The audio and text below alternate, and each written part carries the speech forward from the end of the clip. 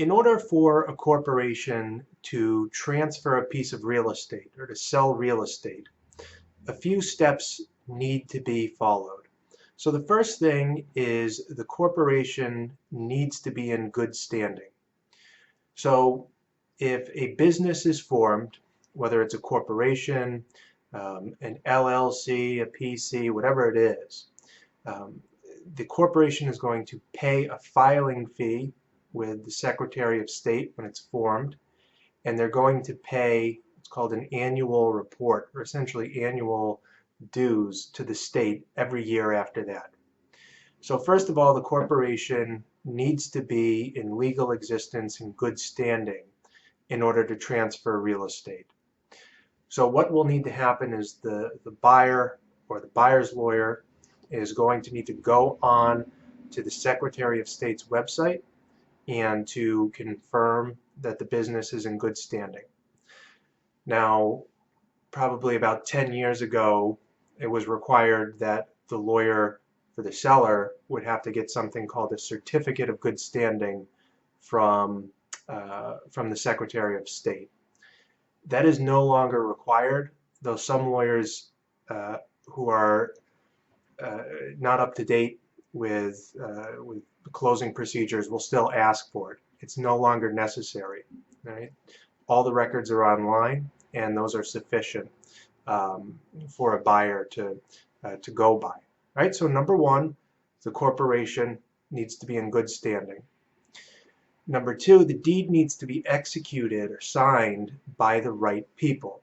So if it's a corporation or an Inc., then it needs to be signed. The deed needs to be signed by the corporation's president and the treasurer.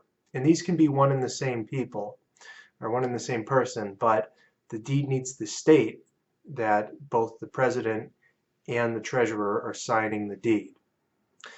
Now, if it's an LLC, the people with authority to sign will be listed on the Secretary of State's website. Right? So you'll need to go there and make sure that the right person is signing the deed. Also, any corporation or LLC can have a resolution or a vote appointing someone else to execute a deed on their behalf.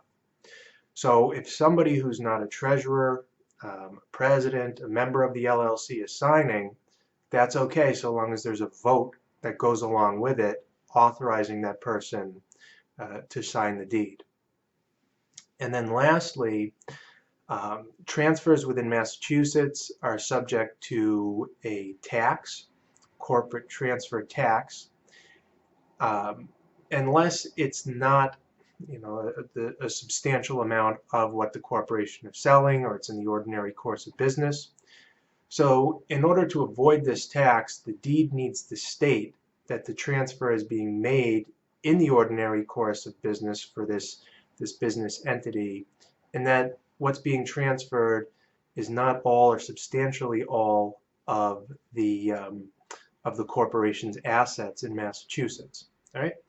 So if you want more details on this, you need to look at the REBA title standards. So the Real Estate Bar Association, REBA, publishes what are called title standards, which pretty much summarize all of this information for lawyers.